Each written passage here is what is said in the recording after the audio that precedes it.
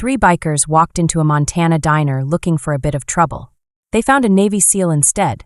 What happened next was quite the surprise.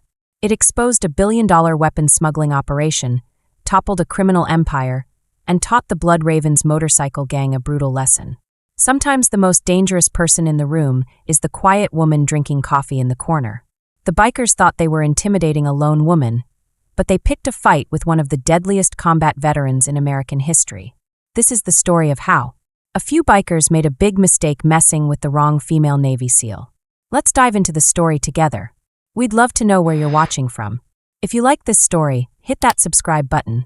Tomorrow, we have a special treat for you. The afternoon sun cast long shadows across Murphy's diner.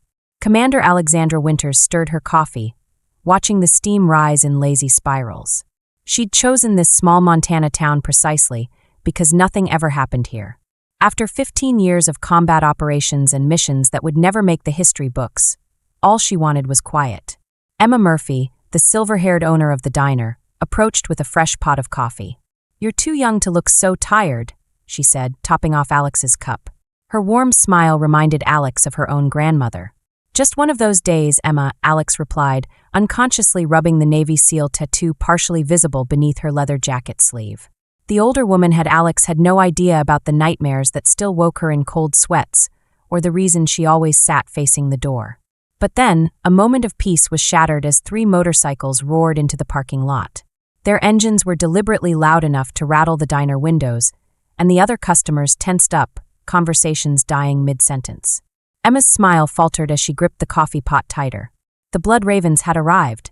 James "Snake" Davidson led his two lieutenants into the din, their leather cuts on display. He was wearing the gang's distinctive emblem on his jacket, and his scarred face was twisted into what he probably thought was a charming smile as he surveyed the room. His gaze lingered on Alex for a moment too long before turning to Emma.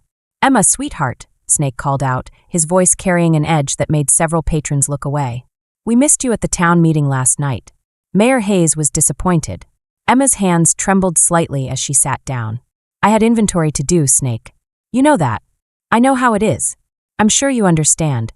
When the mayor calls a meeting, it's not really optional. He's trying to help this town grow, and he needs everyone's support."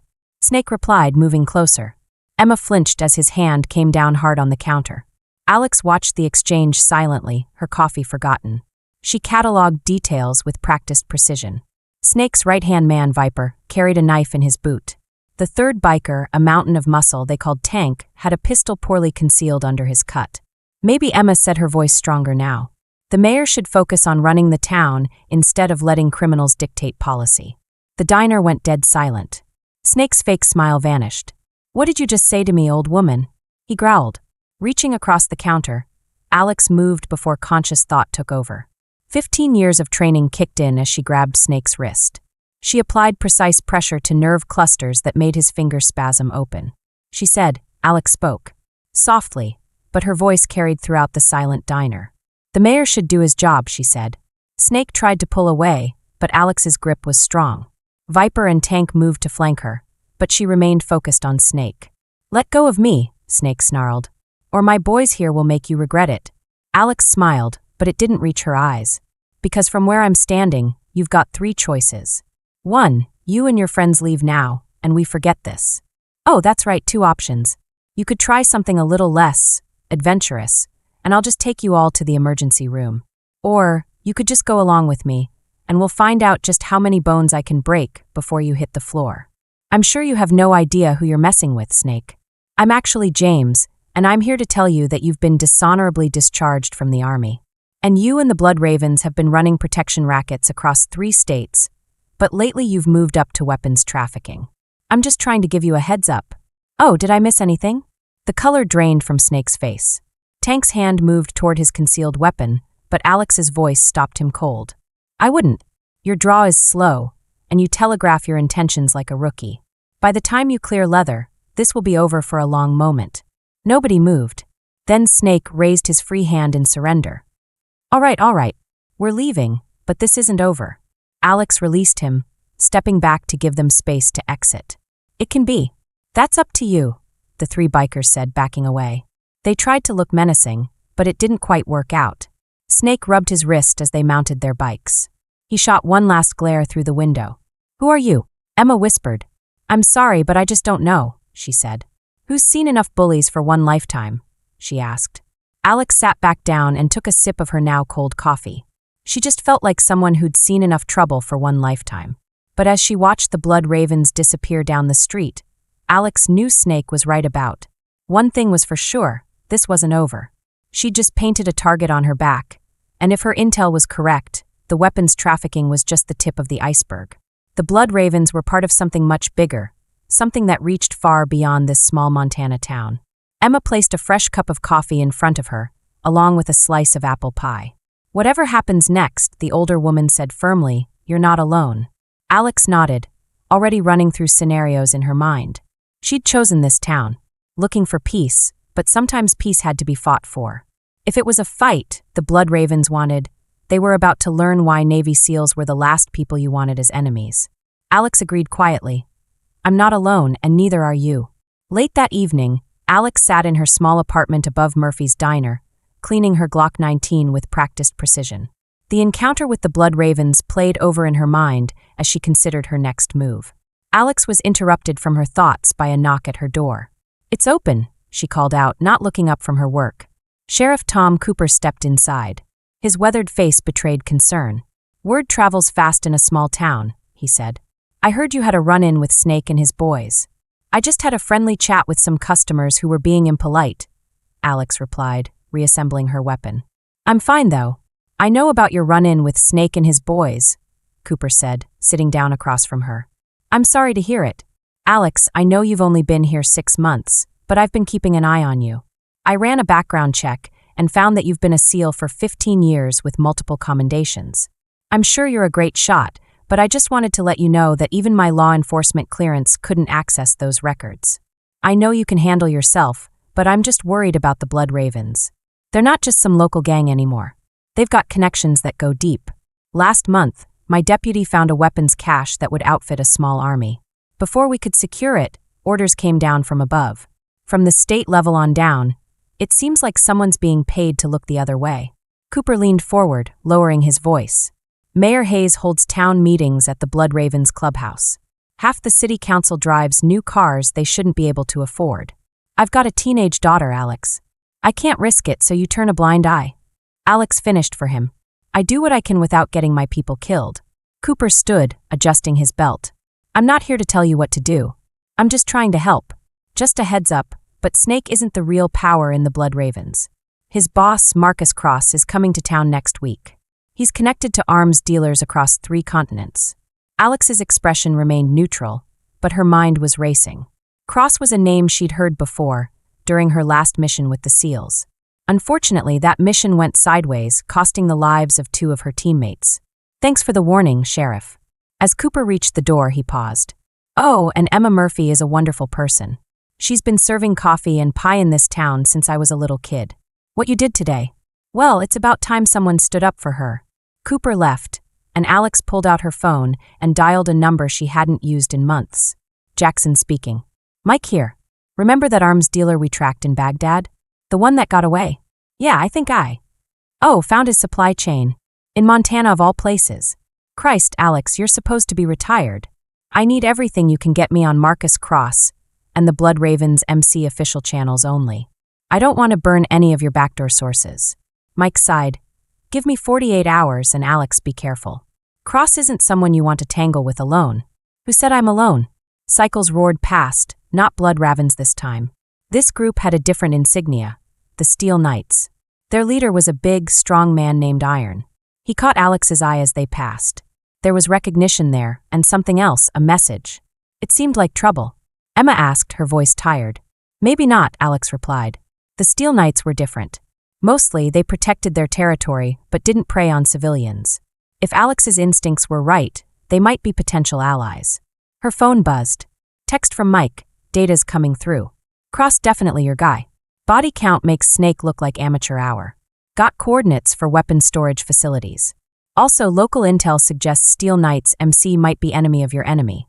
Alex smiled. Things were falling into place. Morning crowds started filtering in.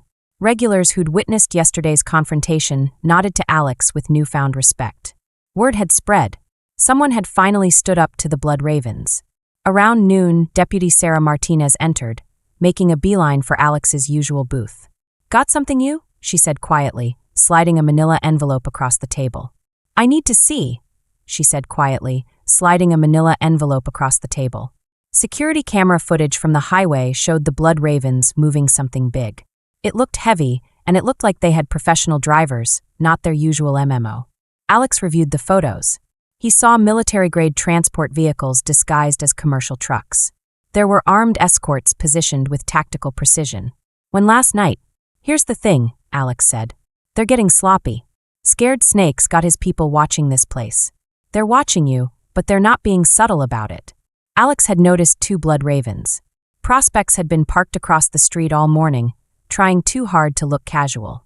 "Your boss knows you're showing me this," Sarah said with a smile. "Tom's a good man, but he's scared me. I'm tired of watching these bastards destroy our town. Emma was there for me when my mom died. She made sure I had hot meals and a place to do homework.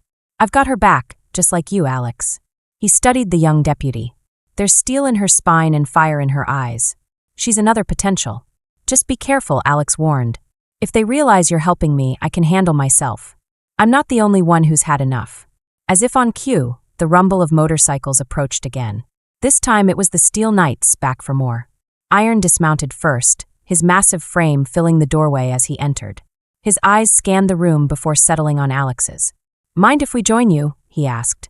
Sarah and Alex exchanged glances, and 3 of his officers slid into the booth. Emma appeared with coffee, seemingly unfazed by the new arrivals. "I heard you had words with Snake Iron," she said after Emma left. "Man's got a reputation for holding grudges. Is that why you're here to warn me, Iron?" "No, ma'am," he chuckled. "We're here because the Blood Ravens are moving weapons through our territory without permission. Military hardware, the kind that gets people killed. We thought you might be interested in a conversation about mutual interests, Alex." He leaned back and studied the bikers. He could tell from their posture and the way they carried themselves that they had military backgrounds. Unlike the Blood Ravens, they looked her in the eye with respect, not challenge. "I'm listening," he said, glancing at Sarah, who stood her ground. "Deputy Martinez stays," Alex said firmly. "Part of this." "Fair enough." He leaned forward. "Cross is coming to oversee a major shipment. Something big enough that Snake got his people running scared. We've got intel, manpower, and motivation. What we need is someone who knows how to run an OP like a boss. This someone with SEAL training." Alex finished, nodding. "That's right. I've heard it all.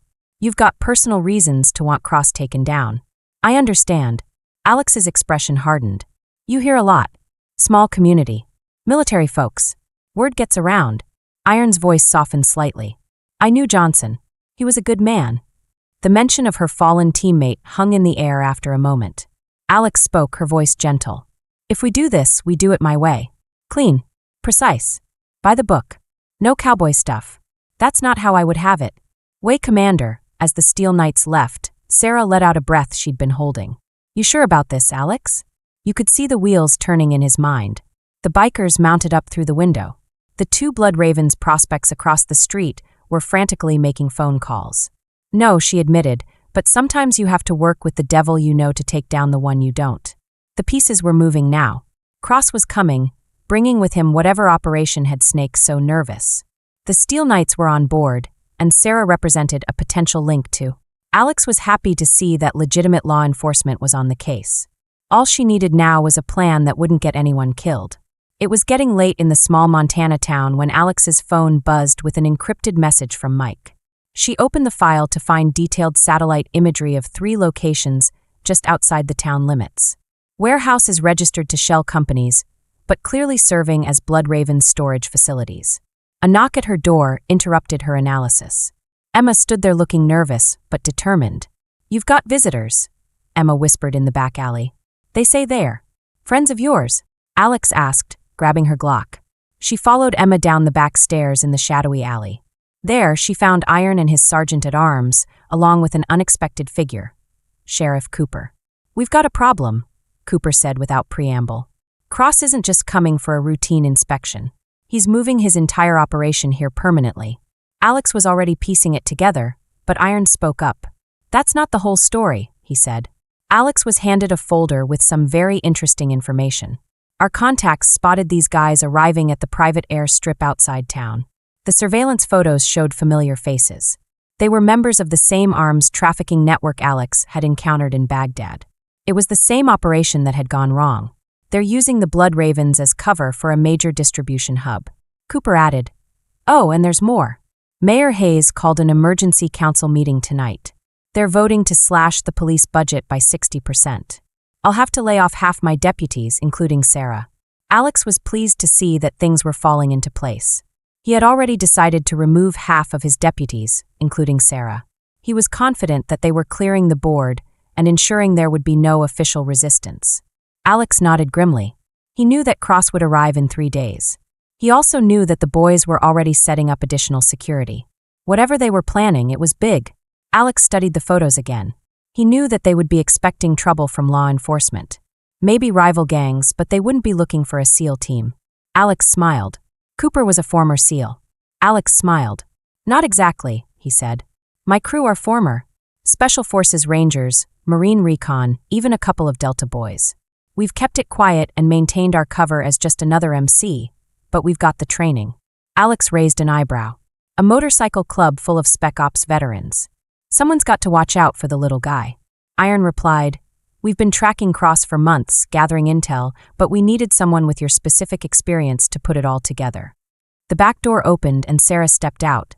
She was still in her deputy uniform. There's been some movement. Blood Raven just left their compound and are heading for the warehouse district. It looks like they're moving things around. Alex said they're consolidating their valuable assets to protect them better. She turned to Cooper, the sheriff.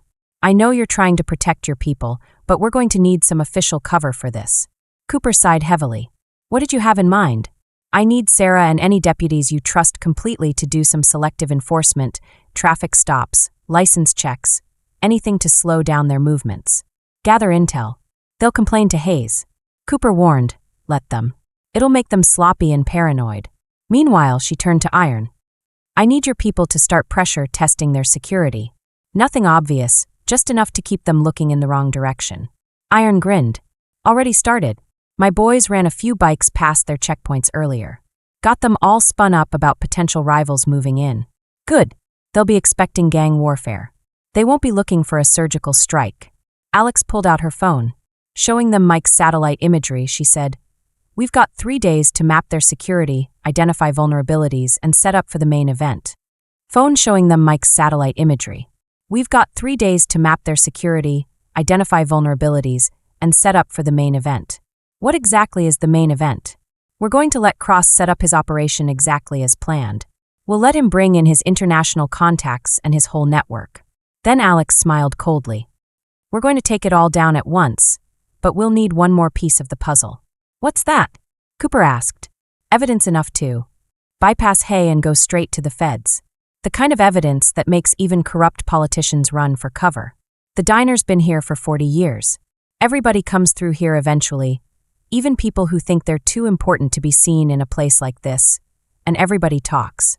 Alex looked at the older woman with newfound respect. "You've been keeping track of names, dates, and conversations. I may be just a diner owner, but I'm not stupid. I'm not stupid. I'm the owner of this diner, but I know that someday someone would need to know what really goes on in this town." I let out a low whistle. "Ma'am, you might just be the most dangerous person here." "I'll be back here tomorrow night," Alex instructed. "Bring your best people. We've got one shot at this," he told the sheriff. "We'll need everything Emma's collected, plus whatever your deputies can legally gather." As the group dispersed, Emma touched Alex's arm. "You're not just doing this for the town, are you? This is personal." Alex thought of her fallen teammates and the mission that had gone wrong. Sometimes personal motivation just means you'll work harder to get it right. Back in her apartment, Alex spread out the intel and started to form a plan. Cross had no idea he was walking into a trap. 3 days in the making, he thought he was expanding his empire, but he was really stepping into a sniper's crosshairs. Her phone buzzed with a text from Mike. "Satellite shows more movement." "Whatever. They're planning something big. Keep your eyes peeled," Alex sent back a simple reply. "Don't worry, this time we're ready for them." The pieces were in motion, and now it was just a matter of making sure everyone played their part perfectly. In 3 days, the Blood Ravens would learn why you never ever mess with a Navy SEAL's chosen home. The next morning brought tense activity across town. Sarah and the remaining trusted deputies conducted strategic traffic stops on Bloodraven's vehicles, while Steel Knights members made sure everyone was safe. Their presence was known through carefully orchestrated drive-bys of gang territory. Story Alex sat at her usual spot in Murphy's diner watching Snake and two of his lieutenants arguing intensely across the street. Their frustration was visible even from a distance. "Your coffee is getting cold," Emma said, sliding into the booth across from her and placing a worn leather notebook on the table. "Here's everything I've got on Hayes and his cronies. It's 10 years of notes, conversations, and meetings that weren't supposed to happen," Alex said, her expression hardening. "Emma, this is more than just weapons trafficking. They've been laundering money through half the businesses in town. Why do you think I started keeping track? My dear God rest his soul always said knowledge was power when he passed, and they started pressuring me to sell the diner. I knew I needed insurance." A commotion outside drew their attention. Snake was shoving one of his own men against a wall, clearly enraged. The pressure was getting to them. Alex, his phone buzzed with a message from Iron Package. "Secure the meeting at the old mill." Alex told Emma, "Stay alert. Things are going to get tense before they get better." The abandoned lumber mill sat on the outskirts of town. Its rusted equipment served as silent sentinels. Alex found Iron and his core team waiting inside, along with an unexpected guest, a bound and gagged Bloodraven's prospect. Iron explained, "I figured he might have something interesting to show us." Alex approached the terrified prospect, who he recognized as one of the newer recruits, barely old enough to drink. "What's your name, kid?" he asked kindly. "T. Tommy," he replied, his eyes wide with fear. "Your eyes are all red, Tommy. Are you okay?" "I don't know anything about the shipment coming in," he stammered, his eyes still wide with fear. "Save it, Alex," he was cut off. "Your eyes are red and you're wearing a prospect cut, which means you do the grunt work, loading, unloading, keeping watch. You know things. The question is, are you willing to share those things with us? Things, or do we have to get creative?" The young man swallowed hard. "They'll kill me," he said. Kid Iron growled. "What do you think they'll do when they find out you got caught on our turf?" Tommy broke. He poured out the shipping schedules, guard rotations, and the layout of the compound. But it was his last piece of information that made Alex's blood run cold. "They've got some kind of list," he said. "Names, locations. Cross is bringing it personally." Snake said it's worth more than all the Alex and Iron exchanged looks. They knew what that list could do. It could expose entire trafficking networks or reveal every corrupt official on Cross's payroll. "One more thing," Tommy added, his voice shaking. "They know someone's working against them." Snake called an extra muscle. "Professional guys, not just bikers." Alex's phone buzzed again. "Sarah, problem. Hayes just suspended Cooper. Snake's brother is the interim sheriff. He's put him somewhere safe." Alex told Iron, nodding toward Tommy. "He might be useful later." Back at the diner, Alex found Sarah was waiting with Cooper and Emma. The former sheriff looked a little defeated. "They're moving faster than we expected," Cooper said. "Hayes called it a routine administrative review, but we all know what this means. They're consolidating power before Cross arrives." Sarah added, "My badge probably won't be worth much by morning." Alex considered their options. The original plan needed adjustment with Cooper out and legitimate law enforcement compromised. They'd lost their official cover. Sarah's phone buzzed yet again. It was Mike. "The satellite shows major movement. Multiple vehicles are converging on your location. Professional. Hey guys, just a quick heads up. I think we need to be careful. I saw 3 black SUVs with tinted windows driving slowly by the diner. They're not trying to be subtle at all." "Oh, Sarah, you're right. They don't need to be. They think they've got control of the town, so they're feeling confident. That makes them sloppy." "Emma, you saw those SUVs disappear around the corner. What do we do now?" "I think we change the plan. They're probably expecting resistance from law enforcement or rival gangs. So we'll give them exactly what they're watching for while we hit them from a direction they'll never see coming. The Steel Knights are ready for action." Cooper asked about that, but we've got another card to play. Alex pulled out her phone and dialed Mike. "Remember that favor you owe me? I need satellite coverage, real time, and I need you to make some calls. It's time to wake up some old ghosts as night fell over the town." More black SUVs arrived, and they were professional mercenaries mixed with blood. Raven's members were busy setting up checkpoints and patrol routes. They were preparing for war, but they were preparing for the wrong kind of fight. It was in the basement of Murphy's diner. Alex laid out the revised plan to her core team. The Steel Knights would play their part, making noise and drawing attention. Sarah and Cooper would work their remaining law enforcement contacts. Emma's evidence would be their insurance policy. But the real operation that would come from the shadows was something else. It would be executed by people who specialized in the impossible. Tomorrow, Alex told them. He arrives with his precious list and his international contacts, expecting to find a town under his complete control. Instead, he's going to find out what happens when you underestimate the wrong people. Outside, thunder rolled across the mountains. A storm was coming to this small Montana town. By the time it was over, nothing would be the same. 3 bikers walked into a Montana diner looking for trouble. They found a Navy SEAL instead. What happened next would expose a billion-dollar weapons smuggling operation and topple an empire. A criminal empire, and teach the Blood Ravens motorcycle gang a brutal lesson. Sometimes the most dangerous person in the room is the quiet woman drinking coffee in the corner. They thought they were intimidating a lone woman, but they picked a fight with one of the deadliest combat veterans in American history. This is the story of how a few bikers messed with the wrong female Navy SEAL, and how their biggest mistake became their final one. The afternoon sun cast long shadows across Murphy's diner as Commander Alexandra Winters stirred her coffee, watching the steam rise in lazy spirals. She'd chosen this small Montana town precisely because it was the perfect place to relax after 15 years of combat operations and missions that would never make the history books. All she wanted was quiet. Emma Murphy, the silver-haired owner of the diner, approached with a fresh pot of coffee. "You're too young to look so tired, dear," she said, topping off Alex's cup. Her warm smile reminded Alex of her own grandmother. "Just one of those days," Emma Alex replied, unconsciously rubbing the Navy SEAL tattoo partially visible beneath her leather jacket sleeve. The older woman had no idea about the nightmares that still woke Alex in cold sweat, or the reason she always sat facing the door. But her peaceful moment was shattered as 3 motorcycles roared into the parking lot, their engines deliberately loud enough to rattle the diner windows. The other customers tensed, conversations dying mid-sentence. Emma's smile faltered as she gripped the counter. Popped the coffee pot tighter. The Blood Ravens had arrived. James Snake Davidson led his 2 lieutenants into the diner. Their leather cuts displayed the gang's distinctive emblem. Snake's scarred face was twisted into what he probably thought was a charming smile as he surveyed the room. His gaze lingered on Alex for a moment too long before turning to Emma. "Emma, sweetheart," Snake called out. His voice carried an edge that made several patrons look away. "We missed you at the town meeting last night, Mayor." Hayes was a little bummed out. Emma's hands were a little shaky as she sat down. "I had inventory to do, Snake. You know how it is." Sure, Snake replied, moving closer. "But when the mayor calls a meeting, it's not really optional. He's trying to help this town grow, and he needs everyone's support." His hand came down hard on the counter, making Emma flinch.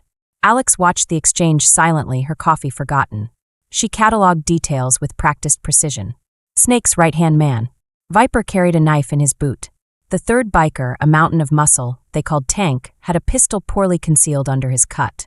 "Maybe," Emma said, her voice stronger now, "the mayor should focus on running the town instead of letting criminals dictate policy." The diner went dead silent. Snake's fake smile vanished. "What did you just say to me, old woman?" he growled. Reaching across the counter, Alex moved before conscious thought took over. 15 years of training kicked in as she grabbed Snake's wrist. Applying precise pressure to nerve clusters that made his fingers spasm open, she said. Alex spoke softly, but her voice carried throughout the silent diner. "The mayor should do his job." Snake tried to pull away, but Alex's grip was iron. Viper and Tank moved to flank her, but she remained focused on Snake. "Let go of me," Snake snarled. "Or my boys here will make you regret it." Alex smiled, but it didn't reach her eyes. "Because from where I'm standing, I've got 3 choices. 1, you and your friends leave now, and we'll just forget this ever happened. 2, you try something stupid, and I'll have to send all 3 of you to the emergency room. Or 3, she increased the pressure slightly, making Snake wince. "I'm just trying to find out how many bones I can break before you hit the floor. You have no idea who you're messing with, Snake. You really should think about that." Alex replied, "I do. James Snake Davidson, dishonorable discharge from the Army in 9. You and the Blood Ravens have been. Running protection rackets across 3 states is one thing, but lately you've moved up to weapons trafficking. Did I miss anything?" The color drained from Snake's face. Tank's hand moved toward his concealed weapon, but Alex's voice stopped him cold. "I wouldn't. Your draw is slow, and you telegraph your intentions like a rookie. By the time you clear leather, this will be over for a long moment. Nobody moved. Then Snake raised his free hand in surrender. All right.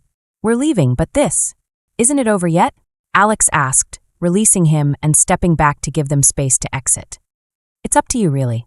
The three bikers backed away, their attempts at looking menacing undermined by the way Snake rubbed his wrist as they mounted their bikes. Snake shot one last glare through the window. Who are you? Emma whispered as the motorcycles roared away. Alex sat back down, taking a sip of her now cold coffee. Just someone who's seen enough bullies for one lifetime, she thought. But as she watched the blood ravens disappear down the street, Alex knew Snake was right about one thing. This wasn't over. She just painted a target on her back, and if her intel was correct, the weapons trafficking was just the tip of the iceberg. The blood ravens were part of something much bigger, something that reached far beyond this small Montana town. Emma placed a fresh cup of coffee in front of her, along with a slice of apple pie. Whatever happens next, the older woman said firmly, you're not alone. Alex nodded, already running through scenarios in her mind. She'd chosen this town looking for peace, but sometimes peace had to be fought for. If it was a fight the blood ravens wanted, they were about to learn why Navy SEALs were the last people you wanted as enemies. I'm not alone, and neither are you, not anymore, Alex agreed quietly. Alex watched from her window as Snake personally oversaw the placement of surveillance cameras around Murphy's diner. They weren't even trying to hide their intimidation tactics anymore. Her phone vibrated with a secured message from Mike. The Ghost team in Position 6 operators, all former teams. They'll follow your lead.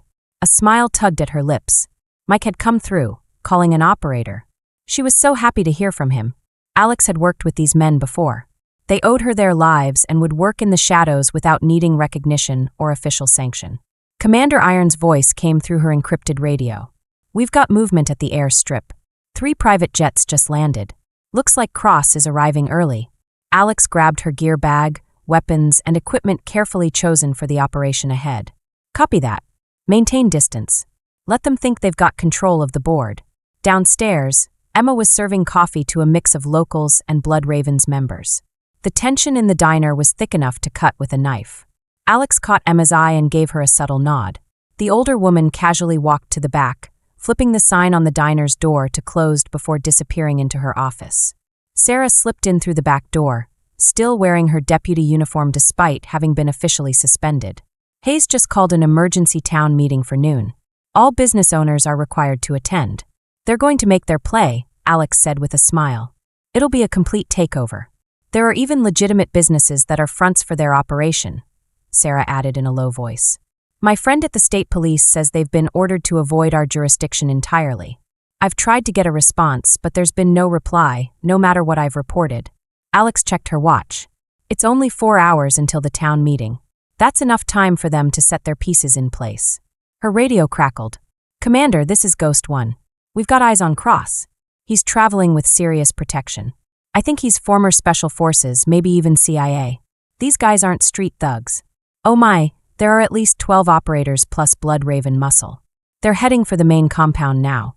Alex pulled up the satellite feed mic had provided on her laptop. She saw multiple vehicles converging on the Blood Raven's headquarters, which is supposedly an abandoned factory on the edge of town. What's your count on total hostiles? She asked. 20 Blood Ravens members plus Snake's, new muscle, add Cross's security detail. We're looking at 40 minimum, all armed, all professional. Good odds, Alex replied. Sarah couldn't help but laugh at the biker leader's joke. She was starting to worry, though. Those odds didn't seem very good. Alex checked her weapons one last time, making sure everything was in order. She had to agree with Sarah that numbers don't always win fights. Besides, they weren't looking to win a straight fight. A black SUV pulled up outside the diner, and 2 men in expensive suits stepped out, heading for the door. They were on schedule. Alex muttered to Sarah, "Get to Cooper. Make sure he's ready. Iron, have your people start their run-in." 30 minutes later, the Ghost team kept an eye on Shadow. They were the only ones who entered the nearly empty diner. They scanned the room before approaching Emma's office. Alex could hear their conversation through the thin walls. Miss Murphy, Mayor Hayes sent us to escort you to the town meeting. He wants to discuss some proposed changes to local business regulations, they said. Emma's voice was firm. The meeting's not for hours. I'm busy with inventory, she said.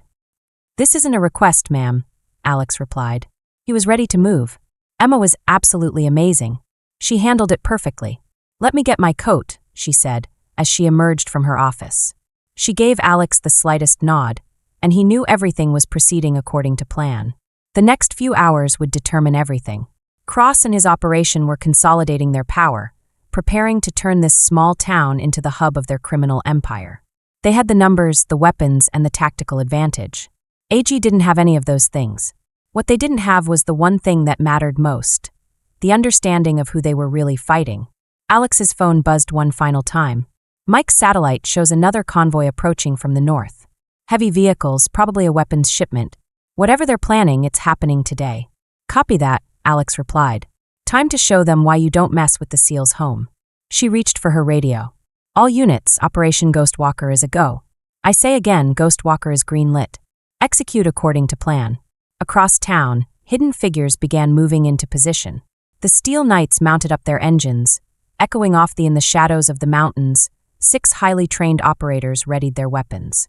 The storm was about to break, and when it did, the Blood Ravens would learn that sometimes the most dangerous predator is the one you never see coming.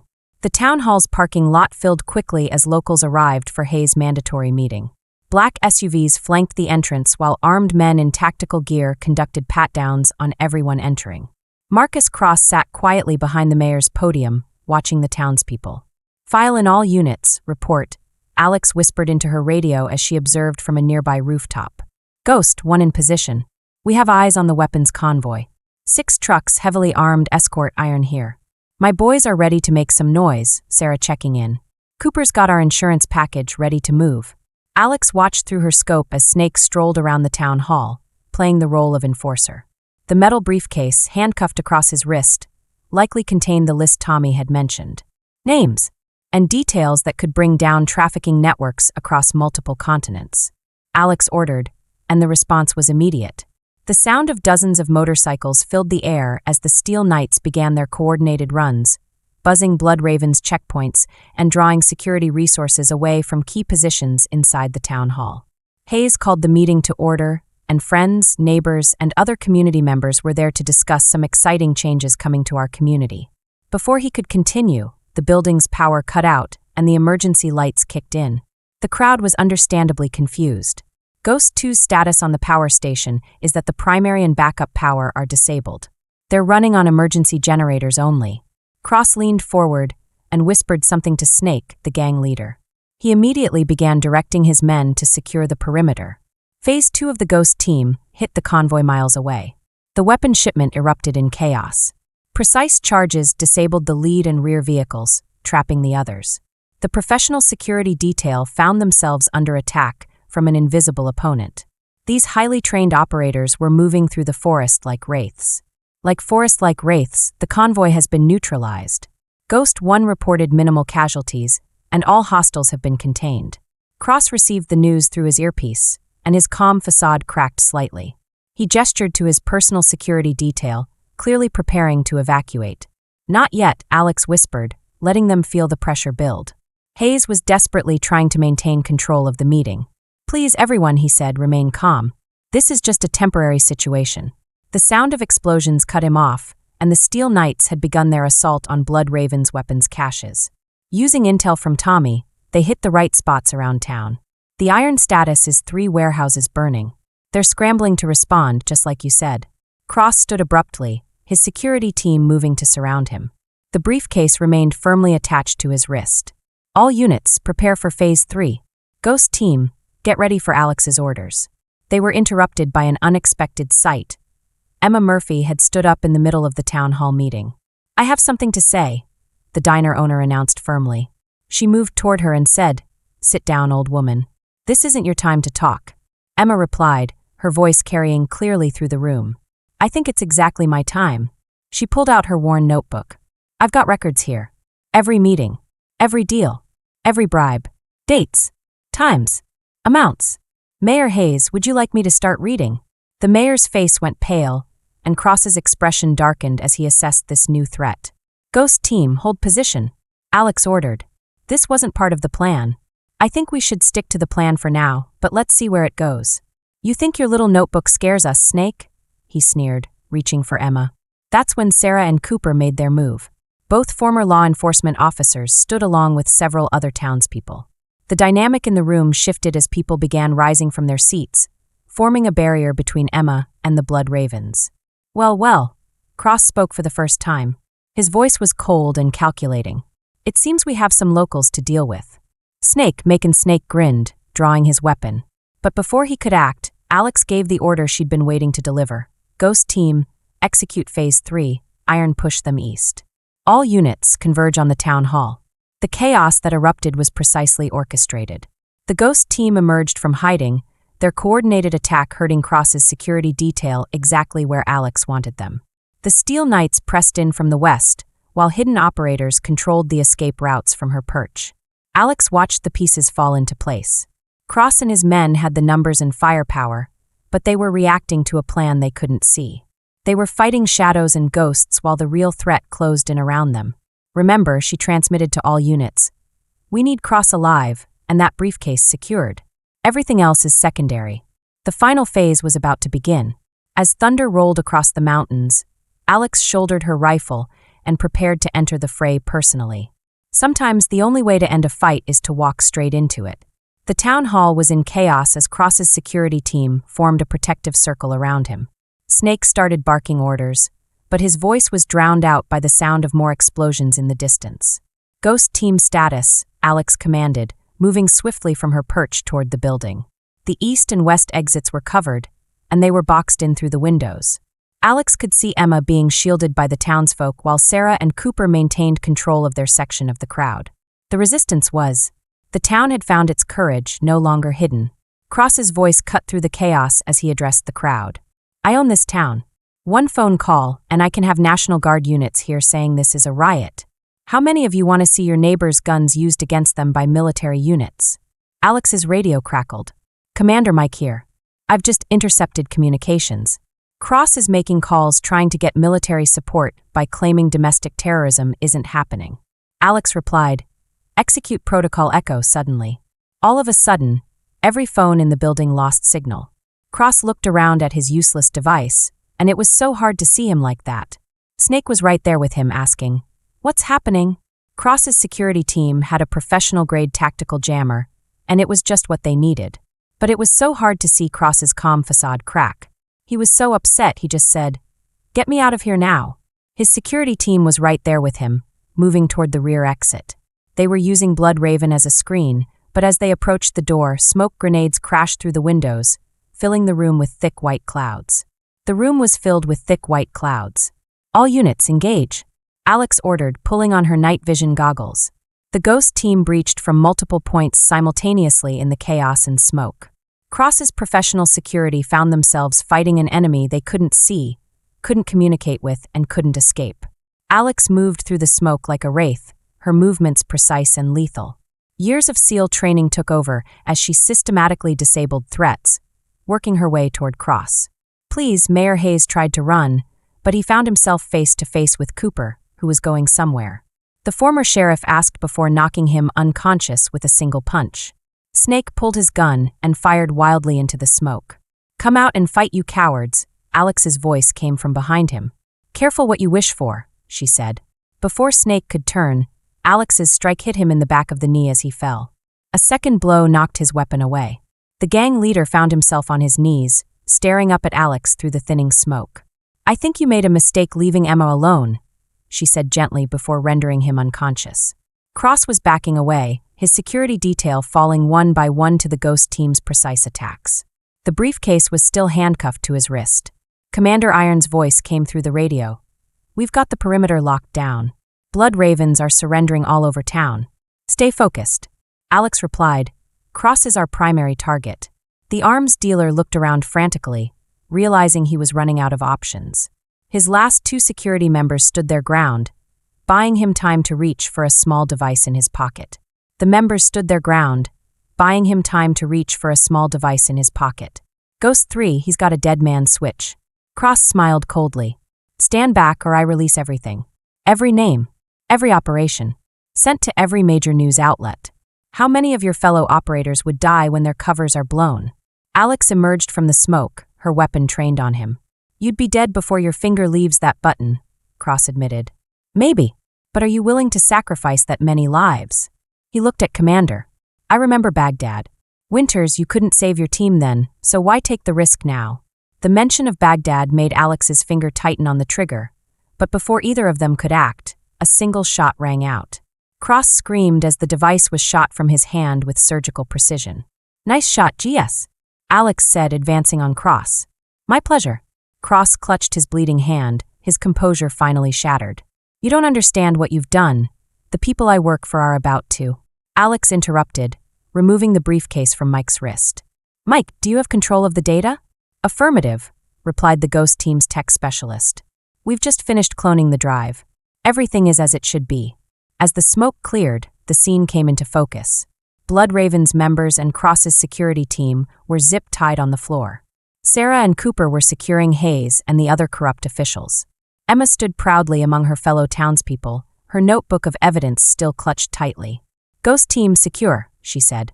The package for transport, iron sweep, the town, and make sure we didn't miss anything, surprises Sarah Cooper. I believe several federal agencies will be very interested in what's in this briefcase. Cross glared up at her from the floor. Oh, this isn't over, he said. Oh, it is, Alex replied. You just don't know it yet. The sound of helicopters approached as federal authorities, alerted by Mike's team, began arriving.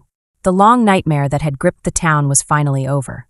As Alex watched Cross being led away in handcuffs, she knew he was right about one thing. There would be consequences. The question was who would be facing them. Federal agents swarmed the town hall, processing suspects and collecting evidence. Alex stood off to the side, watching as Cross and Snake were loaded into separate vehicles. The Ghost Team had already melted away, leaving no trace of their presence. Emma approached, carrying 2 cups of coffee from her diner. I thought you might need this, she said. After handing one to Alex, she said, After all, you just helped bring down an international arms dealer in my little town. Your evidence helped make it possible. Alex replied, taking a grateful sip. Those notebooks of yours are going to put a lot of people away, she said. A tall woman in an FBI jacket, who introduced herself as Commander Winters, approached. I'm Special Agent Rodriguez, she said. We need to discuss what happened here. Alex turned to Emma. Rain check on that coffee, she asked. Emma smiled knowingly. After what you did for this town, you've earned it, she said. Alex was delighted to be offered free coffee for life in a makeshift command center set up in the sheriff's office. She sat across from Rodriguez and 2 other federal agents, her phone buzzing with a message from Mike. She read the message and smiled. Data secured. International teams moving on identified targets. Well done. Rodriguez began. I'd like to explain how a former Navy SEAL, a motorcycle club member, and a diner owner managed to bring down one of the largest weapons trafficking operations we've been chasing for years. Alex's response was interrupted by Iron entering. The room he'd changed out of his motorcycle club cut into a suit that somehow made him look even more intimidating. That's where I come in, he said, pulling out a badge. Special Agent Shaw, FBI, Organized Crime Division, Deep Cover Operation. 3 years in the making. Alex hid her surprise well, but inside she was reeling. Iron or Shaw hadn't just been playing along with her plan. He'd been running his own operation, the Steel Knights. She asked, mostly former military who now work as federal contractors, Shaw explained. We've been building a case against Cross for years, but we could never get close enough. Then you showed up and started causing trouble. Rodriguez smiled and provided the perfect opportunity to spring the trap. I'm curious about the other operators involved, though. I'd love to know what others were involved. Alex replied innocently. I just saw a lot of brave townspeople standing up for themselves. Shaw suppressed a grin. The surveillance equipment mysteriously malfunctioned during certain periods. It was very unfortunate outside. The town was really starting to come back to life. Bloodraven's members were being rounded up across 3 states based on information from Cross's briefcase. Mayor Hayes and his corrupt officials were facing federal charges. And Sarah had just been appointed interim sheriff with Cooper as her advisor. Alex's phone buzzed again with a message from Ghost. 1 package secured, data transmitted, team dissolving, good hunting. Commander, there's still one thing that bothers me. Rodriguez said, reviewing her notes. Cross mentioned Baghdad. I'd love to tell you about that, but it's classified. Alex and Shaw said at the same time, and Rodriguez looked between them, then sighed. You know what? I don't want to know. The folks upstairs are happy. We've got enough evidence to put Cross away forever, and somehow nobody got killed. I'm calling it a win." As the federal agents wrapped up their initial investigation, Alex walked back to Murphy's Diner. The place was packed with townspeople celebrating their newfound freedom. Sarah and Cooper sat at the counter while Emma served her famous apple pie. Shaw fell into step beside her. "You know, we make a pretty good team." "It would have been nice to know you were FBI," Alex replied. "It would have compromised a 3-year operation besides." He grinned. "You didn't exactly advertise your backup team, either." "What team?" They walked in silence for a moment. "You know, the Bureau is always looking for consultants with your skill set." "Thanks, but I'm done with that. This town is my home now." "Is it because I heard about 3 other trafficking networks operating in Montana? Seems like the kind of..." "Alex, you know, a small town might need protection from things like that." "Stop. Stopped studying. Are you offering me a job or asking for help?" "Maybe both. The Steel Knights could really use someone with your expertise. Officially, we're just another MC. Unofficially, he shrugged. "Well, someone's got to watch out for the little guy." Before Alex could respond, her phone buzzed one final time. Mike had new intel suggesting that Cross's associates are regrouping and might be headed your way for revenge. Alex smiled. "Maybe retirement would be a good idea. I'll have to wait a little longer." "Let me think about it," she told Shaw. The next few days brought dramatic changes to the small Montana town. Federal agents continued processing evidence while news vans clogged the streets, all hoping to get the story of how a small community had brought down an international weapons trafficking ring. Alex sat in Murphy's Diner watching CNN run a story about Cross's arrest. The news anchor was carefully avoiding any mention of serious operators or tactical teams. Instead, focusing on the brave local resistance was led by a former Navy SEAL.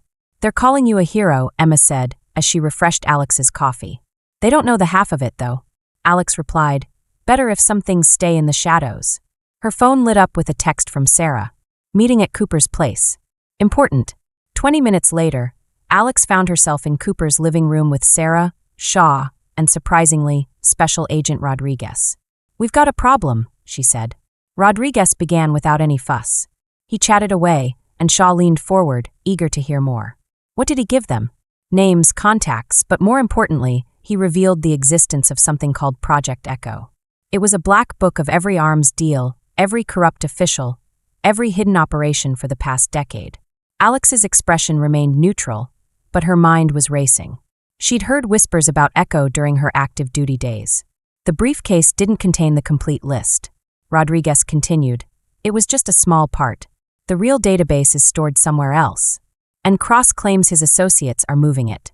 They're moving it where Sarah asked." Rodriguez spread photos across the coffee table. Satellite imagery shows convoys heading this way from 3 directions. These aren't just gang members. We're talking former Special Forces intelligence operatives and mercenaries. They think we still have Cross's data. Shaw concluded. Or they want revenge. Alex added. Either way, they're coming. Cooper spoke up for the first time. "How many?" "At least 60 operators split into 3 teams. We're professionals, well-equipped, and we don't care about collateral damage." Sarah looked worried. "The town is still recovering. We're not ready for another fight, no." Alex agreed, but we don't have a choice. If these people come here looking for Echco, they'll tear the town apart. Shaw studied the satellite photos. "My team is stretched thin, running operations against Cross's other holdings. We can maybe get 10 operators here in time." "The ghost team?" Rodriguez asked, surprising everyone. "Please, I'm FBI, not blind. I know someone helped you take down Cross, even if it's not in any official report." Alex shook her head. "They're gone, dissolved back into the shadows. That's how they operate." Then, she added, "We work with what we have." Cooper said firmly, "This is our town. We'll defend it." Alex's phone buzzed. "Mike got your satellite request. 3 convoys heavily armed. Do you want me to make some calls?" She typed back. "Not yet. Let me try something first. I have no idea if you'll like it, but I think you might. Let's give it a shot." Apart, Shaw finished using their own tactics against them. Rodriguez looked skeptical. "That's insane," he said. "These are professional killers we're talking about." "So am I." Alex replied quietly. "This time, I've got home field advantage." She stood and moved to the window. In the distance, storm clouds were gathering over the mountains. 3 teams of killers were heading their way. They thought they were going to find a small town unprepared for their arrival. They were about to learn just how wrong they were. Sarah, I need you to coordinate with the townspeople. If anyone wants to leave, now would be a great time to do it. And if anyone stays, make sure you're ready. Cooper, start mapping out defensive positions. Every alley, every rooftop, every basement. I want to know this town better than they ever could. Shaw, I need the Steel Knights. All of them. Rodriguez, how much backup can you officially provide? The FBI agent smiled grimly. Officially none. Unofficially, I can delay any response to reports of disturbances in this area for about 24 hours. That's all we'll need, Alex. They're coming to our home thinking we'll be easy targets. Let's show them exactly how wrong they are. Thunder rolled across the mountains as the first drops of rain began to fall. The storm was coming in more ways than one, but this time they would be ready. The next 24 hours transformed the small Montana town into a carefully orchestrated trap. Emma's Diner had become their command center, with a basement stockpiled with supplies and ammunition. The East team reported they were in position, and Sarah's voice came through the radio. All civilian evacuations complete from that sector. Alex watched through her binoculars as Shaw's Steel Knights took up concealed positions throughout the town. They didn't look like federal operators anymore. They'd fully embraced their MC cover, looking every bit the part. The rough bikers were just like Mike, pretending to be something they're not. What's the latest on the incoming teams? First convoy is 20 miles out, moving slowly. Second and third are about an hour behind, coordinating their approach and planning to hit from 3 directions at once. Alex smiled exactly as expected. Her phone buzzed with a new message. It was from Commander Ghost. He said the team is still dissolved, but 6 operators happen to be in the area. They're strictly unofficial, but they thought Alex and the others would appreciate the help. Alex replied. Cooper's voice crackled over the radio. Alex, you need to see this in the sheriff's office. Cooper had the surveillance feeds displayed on multiple screens. The approaching convoys were professional, moving in tactical formations, but something was off. Look at their loadout. Cooper pointed. They're carrying specialized breaching equipment and electronic warfare gear. They're not just coming for revenge. Alex realized they think Echo is here, hidden somewhere in town. Is it? Cooper asked carefully. Alex's expression gave away nothing. Nothing to worry about, right? I mean, it's probably not a big deal if it was. I don't think so, Cooper. I don't think so. Cooper studied the screens. They're going to tear this place apart looking for it, though, aren't they? I know, Alex replied firmly. But they're not going to find it. They're not going to find it, she repeated, her voice firm and unwavering. They're not going to find it, Alex replied, her voice firm and unwavering. They're not going to find it, she repeated, her voice firm and unwavering. They're not going to find it, Alex replied, her voice firm and unwavering. They're not going to find it, she repeated, her voice firm and unwavering. They're not going to find it, Alex replied, her voice firm and unwavering. They're not going to find it, she repeated, the edge of town. Pairs of operators moving tactically, checking buildings and alleyways. They were good, but they were looking for obvious threats, not the kind Alex had prepared. All units, please maintain radio silence unless there's an emergency. Phase 1, execute across town. Lights began going out in systematic patterns. Power to certain blocks cut while others remained lit, creating a complicated patchwork of light and shadow. The approaching operators would assume battle damage or hasty defensive preparations. They wouldn't realize that every shadow was deliberate and that every dark alley was a potential trap. Sarah, status? On our package, ready to go. They'll find exactly what they're looking for, exactly when we want them to. Alex had prepared a fake Echo database filled with just enough real information to be convincing. When the enemy found it, they'd think they'd accomplished their mission. That's when the real trap would spring. Her phone buzzed again. Mike's main convoy was accelerating. They're taking the bait. Emma appeared on the roof carrying coffee and sandwiches. I thought you could use these, she said. It's going to be a big night ahead. Be in the shelter with the others when the older woman let out a little snort. This is my town too, she said. Besides, someone needs to keep you fed. Alex couldn't help but smile. This was why they would win. It wasn't because of their tactical superiority or specialized training. It was because they were fighting for home. The radio crackled once more.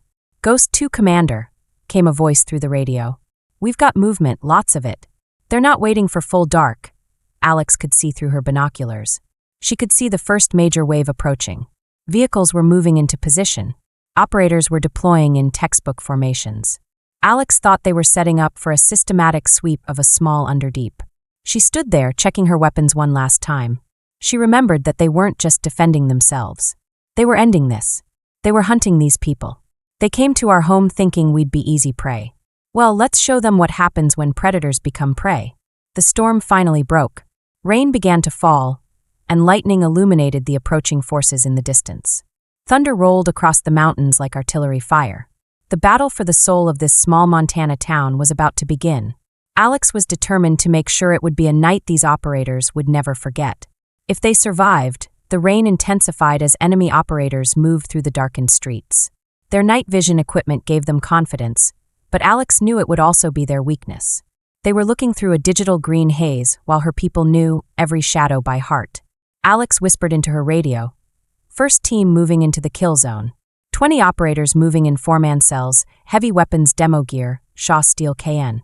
Lights in position, ready to create chaos on your mark. Alex watched through her scope as the enemy's lead element approached Murphy's diner. They moved well, covering angles, checking corners. They were professional, dangerous, but predictable. She ordered across town, and the Steel Knights roared to life. Their motorcycles thundered through the streets in what appeared to be a panicked evacuation. The enemy operators reacted exactly as trained, splitting their forces to investigate the new threat. Their dividing Ghost 2 reported that a second convoy was moving. Sarah, who was now at the sheriff's office, triggered the prepared devices. Strategic transformers blew, plunging new sections of town into darkness while illuminating others. The enemy's night vision equipment suddenly became a liability as they dealt with rapidly changing light conditions. Multiple targets were disoriented. Ghost 3 confirmed and moved to engage. The first shots were silent, suppressed weapons taking out key targets in the enemy's command structure. By the time they realized they were under attack, the team had already melted away to new positions. Commander Mike's voice came through her earpiece. "Third convoy is holding back," he said. "Their commander is smart. He's realized something's wrong." "That's what the package is for," replied Alex. "Good thinking." On QS transmitted a burst of encrypted data. It was the fake Echo database from a location near the center of town.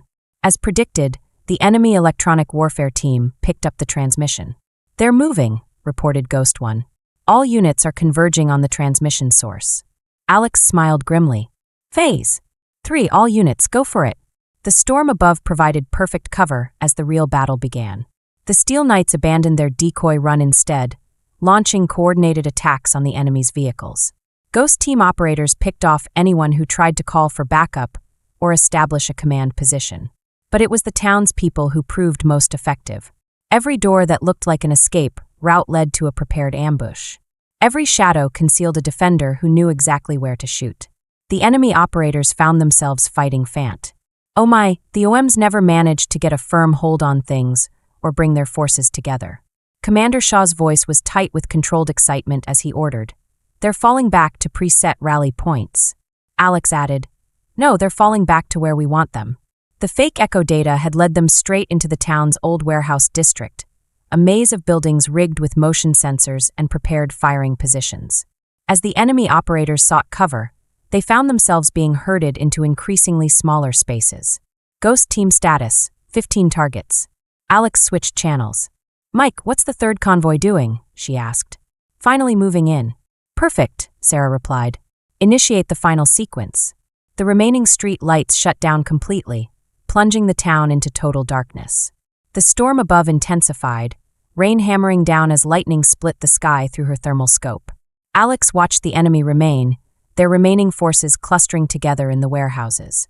Training had told them to consolidate, and they'd done exactly that. Instead, they were doing exactly what she'd planned, gathering in one location. "All units, be advised, Phase 4 is active. I say again, Phase 4 is weapons-free." The remaining enemy operators never saw it coming. Ghost team snipers took out their leadership. Steel Knights cut off their escape routes. And the townspeople, led by Cooper and Sarah, maintained a constant barrage that kept them pinned down. But it was Alex who delivered the final blow. Moving through the rain like a shadow, she approached the main warehouse, where the enemy commander had set up his last position. This was the man who'd led the third convoy, the one who'd held back, thinking he was smarter than the rest. Well, it was time to show him just how wrong he was. "All units, hold position," she ordered. This one's personal lightning flashed again as Alex moved toward the warehouse entrance. The real fight was about to begin. Lightning illuminated the warehouse interior as Alex moved silently through the shadows. Her thermal scope revealed 6 heat signatures on the floor. The upper level was where the enemy commander and his remaining elite team, Ghost 1, maintained overwatch. No one was to leave this building. Copy that, Commander? We've got you covered. The warehouse floor was a maze of old machinery and storage crates. Perfect cover, but also perfect for an ambush. Alex could hear the enemy team communicating in whispers. Their voices carried a familiar cadence. Former DevGru, she realized. Navy SEALs who'd gone mercenary. Commander Mike's voice came through her earpiece. An ID on their leader, Marcus Reaper Blackwood. He was in Baghdad. Alex's heart started to beat faster. Blackwood had been there the day her teammates died. He was working for a different contractor. He disappeared before anyone could question his role in the operation's failure. So Blackwood's voice echoed through the warehouse. The famous Commander Winters had been a long time since Baghdad.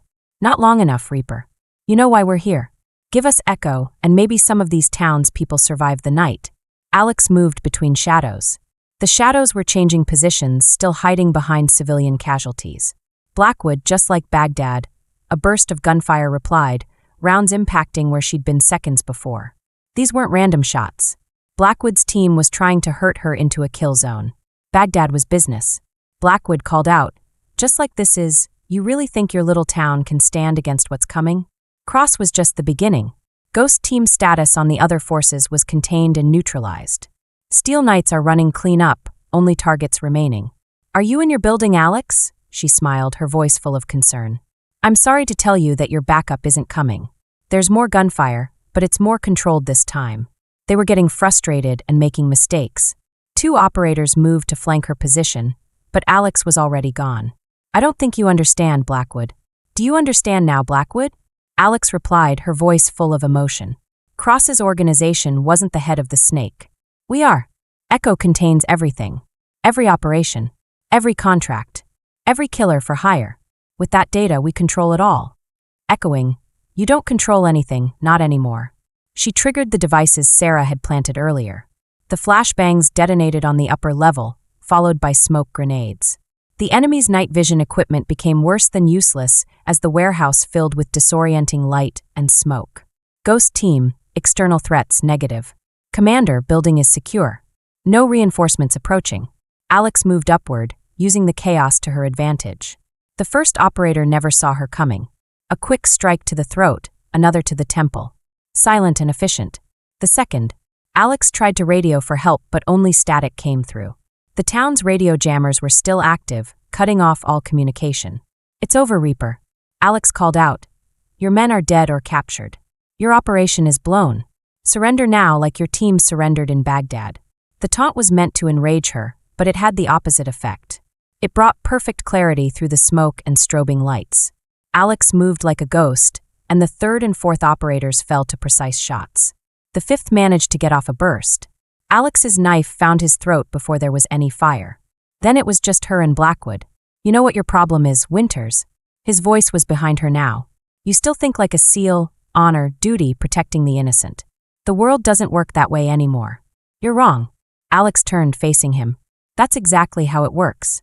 You just forgot they moved simultaneously. Blackwood was good. One of the best. His strikes were precise, powerful. But Alex had something he didn't. She had a reason to win. It wasn't just about money or power. The fight was intense and close. Bones cracked, blood flowed, and Blackwood landed a strong blow to her ribs. But Alex was ready for it, and countered with a strike that shattered his knee. She was in Ghost Team status, but she managed to catch her breath. Commander, end this, she said between breaths. Blackwood stumbled, and Alex saw her opening. It was the same move she'd used countless times in training. They'd taught every SEAL this move. This is for Baghdad, she said and struck. Blackwood's eyes widened as he fell, and his last words were barely audible. A whisper. You don't know what you've done. Alex stood over him, breathing hard. Actually, I do. Mike was uploading now. Commander, the real Echo database was copied while they were chasing our decoy. Every name, every operation is currently being transmitted to every major intelligence agency worldwide outside the storm. It's finally passing. Dawn would soon break over the town, revealing the night's carnage. But for now, in the smoky field warehouse, Alex allowed herself a moment of closure. Baghdad's ghosts could finally rest. Dawn broke. Over the small Montana town, the full scope of the night's battle was revealed. Federal vehicles began arriving as Alex stood outside Murphy's diner, watching cleanup crews move through the streets. The official story was already being crafted. A failed criminal takeover attempt thwarted by local law enforcement and concerned citizens. Emma appeared with coffee, studying the scene. "Town's seen better days," she said. "We've rebuilt," Alex replied, "but besides most of the damage is cosmetic. It's strategic, not structural." Sarah approached, looking exhausted but satisfied. She gave Alex a big hug. "Final count, 38 enemy," she said. "I'm sorry to say that the operators are dead, but thankfully, only 22 were captured. There were no civilian casualties, which is a blessing. I'm afraid that the ghost teams have already gone, but at least Shaw's people are back to being just another MC. I hear that Blackwood is being transported to a secure facility. From what I've heard, half the intelligence agencies in the world want to talk to him." Alex's phone buzzed with a mic echo database, which caused chaos. It seems that mercenary networks worldwide are falling apart, with lots of powerful people running scared. Commander Winter's agent Rodriguez approached, looking surprisingly fresh despite the long night. "We found something interesting in Blackwood's possession that I think you'll be interested in seeing." Rodriguez handed Alex a thumb drive. "I thought you might want to see this," she said. "It proves your team was set up. Blackwood was working with Cross even back then. The truth finally comes out." "Thanks, Rodriguez," Alex replied. She took the drive and put it in her pocket. Cooper joined them. His arm was in a sling from the Knights fighting at the town council meeting that night. There was an emergency session to elect new leadership. "Let me guess," Alex said, smiling. "The Sarek name came up," Cooper replied. Among others, Cooper looked meaningfully at Emma, who seemed surprised. "I'm just a diner owner who helped expose corruption and protect this town," he said with a smile. Sarah pointed out that people notice things like that. Alex's radio crackled, and he listened to Shaw's voice commander. "Oh my, they got some interesting intel. It seems Blackwood's organization had other operations in the region. I think I'll have to look into those," he said with a wink. "The Steel Knights were just another MC," Alex replied. "But sometimes another MC might need some professional consultation," he added thoughtfully. "Another message satellite shows movement near the Canadian borders. Similar patterns to cross his operation could be nothing." Emma noticed Alex's thoughtful expression. "Don't tell me you're thinking of leaving already?" she asked, her voice full of concern. "No," Alex replied firmly. "This is home now, but home might occasionally need protecting from a larger radius." Sarah grinned. "You know, as sheriff, I might need a special advisor. Someone with tactical experience and extra legal knowledge. Are you offering me a job more like a consulting position?" "Very unofficial. Plenty of time to run the self-defense. Classes you've been talking about starting?" Alex looked around at the town. It was her town, the place she'd come to hide. It had become something more, a home worth fighting for, worth protecting. Ghost 1 to Commander. Her radio suddenly crackled. "If you're taking that consulting job, I might know some operators looking for occasional contract work.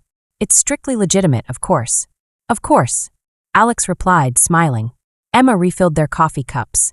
"Well, it looks like Murphy's Diner might need to expand its back room. It'll make space for more private meetings."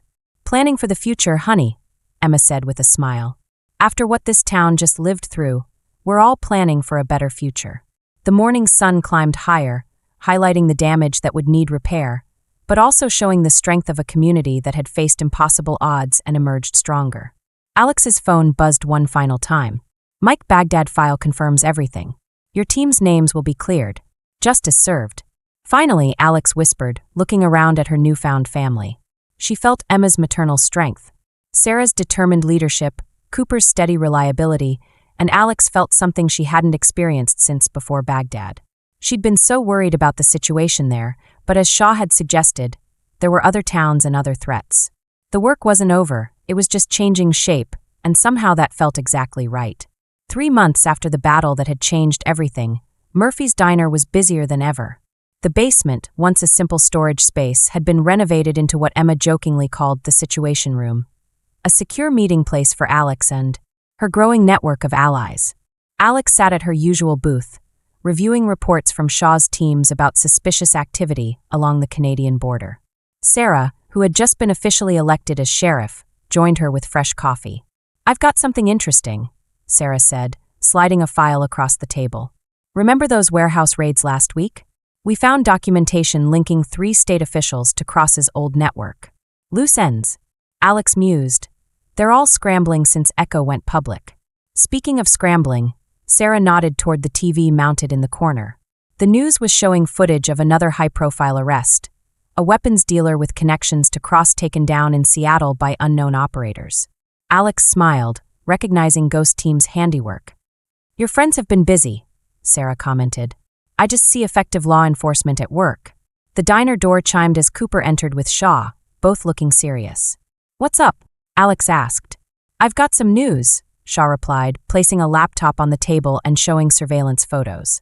"Remember how we thought Cross's operation was just about weapons? Turns out that was just. The surface we found evidence of human trafficking routes through Montana into Canada using the same corridors as the weapons shipments." Cooper added that multiple small towns were involved, and local officials had been bought off. "Sound familiar, Alex?" The pattern was clear. The same methods Cross had used were now being employed by others trying to fill the power vacuum. "How many towns were involved, Alex?" "At least 6 that we know of," Shaw replied. "All small, isolated, vulnerable, just like this one was." Emma appeared with more coffee and her infamous apple pie. "Sounds good, Emma. I think it's high time someone did something about that," Sarah said. "A federal task force is being put together, and it's going to be unofficial and deniable. They're looking for someone to coordinate ground operations." Alex raised an eyebrow. "Let me guess, you recommended someone." Shaw interjected. "We all did." "The Steel Knights need direction for their more specialized operations," Alex continued. "A ghost team operates better with familiar command, and having a sheriff's special advisor provides useful cover. Plus, Emma, you need something to do between teaching those self-defense classes." Alex's idea was to help townsfolk protect themselves, build confidence, and strengthen the community. The waiting list was now 3 months long. "What about here?" Alex asked. "This town still needs protecting," Sarah replied with a smile. "We've learned a few things, and we're ready to expand the definition of home territory." Alex's phone buzzed. "Mike got movement on those border cases. The team is standing by for your call," she said, looking around the table at her unlikely family. Emma, quiet but strong, and Sarah, determined and ready to lead, were there with her. Cooper's steady resolve and Shaw's tactical expertise are part of something larger now, a network dedicated to protecting those who couldn't protect themselves. "Guess I better stock up on coffee," Alex said finally. "Might be some late nights ahead." Emma smiled knowingly. "Honey, the coffee's already brewing, and my apple pie travels well." In case you're wondering, outside motorcycles rumbled past. Steel Knights on patrol, keeping their town safe while preparing for bigger missions. Ready to strike for the shadows. In a small Montana diner that had become so much more, a former Navy SEAL realized that sometimes finding peace meant helping others fight their battles. "All right," Alex said, opening her laptop. "Show me what we know about these towns. Let's help them like we helped this one. Because some fights were worth taking on. Some causes were worth the cost. And some small towns needed to learn that they weren't as helpless as they thought." Twilight painted the Montana sky in beautiful shades of purple and gold. Alex stood on the roof of Murphy's Diner, watching the town settle into its new normal. Shades of purple and gold danced in the evening light. Steel Knights patrolled the streets alongside Sarah's deputies, while townsfolk went about their business with a newfound confidence. Her phone buzzed with updates from the Ghost team. Successful operations in 3 border towns. Shaw was coordinating with federal agencies, while Mike shared satellite data on new threats. The network they'd built was growing, protecting more communities and saving more lives. Emma climbed up to join her. Carrying 2 cups of coffee and wearing a mayor's pin on her apron, Penny replied, "Just thinking about how much has changed. When I came here, I was looking for a place to hide, but instead you found a place to stand and fight. The new sheriff has proven herself more than capable, transforming the department into something the town could be proud of. Cooper, now her chief deputy, has trained a new generation of officers who understand the importance of protecting their community is what it's all about." Sarah called up to say that 3 more towns have requested our consulting services. "It seems like the word is spreading about what happened here." Alex smiled. The official story was simple enough. A small town standing up to organized crime. But throughout the region, a different message was spreading. There were people willing to help if you knew how to ask. Her radio crackled. Commander Ghost, one border operation complete package secured hostages, freed local authorities, taking credit as planned. Good work, Alex replied. Get some rest. I have a feeling we'll be busy soon. Oh, you'll be busy soon, Emma. You're heading out again, aren't you? Just for a few days? I know how it is. There's a town in Idaho that reminds me of how this place used to be. Scared, vulnerable, looking for someone to show them how to fight back. Something like that, right? Shaw's motorcycle rumbled into view. The Steel Knights leader looked every bit the gruff biker, despite his federal badge. He nodded up at Alex, a silent confirmation that preparations were complete. You know, Emma, he said thoughtfully, when my dear friend Harold started this diner, he said it would become the heart of our town. He wanted it to be a place where people could come together and feel safe. He was right, but he never imagined it would become something more. It would become a symbol of resistance and a beacon of hope for other communities. Alex's phone lit up with one final message from Mike. New intel suggests a major operation is forming in the Pacific Northwest. Multiple towns are targeted. They're using Cross's old playbook. It looks like our work isn't done, Alex. Oh, but it never is, Emma replied with a smile. That's why we do it, and that's why you do it. You do it below the town, and the town continues its evening routine. Families walk safely down streets that have been claimed by good people. Businesses thrive without fear of extortion. In the distance, more Steel Knights arrive, preparing for the next mission. You know what I learned here, Alex? It's not about being the biggest or strongest. It's about being willing to stand up to fight back and show others they can do the same. And that's why you'll keep going out there, keep helping other towns find their strength. Someone has to, Emma smiled, heading back toward the stairs. Well, just remember there's always coffee waiting here, and people who have your back. Alex watched the last ray of sunlight fade over the mountains in her mind. She could see the other towns waiting for help, the other battles that needed fighting. But now she wasn't fighting alone. She had a family, a network, a purpose. The quiet woman drinking coffee. In a cozy little diner, it had become something more than just a place to eat. It was a symbol of hope for folks who needed it most. As night fell over Montana, Alex Winters smiled, knowing that somewhere out there, another town was about to learn what happened when you messed with the wrong Navy SEAL.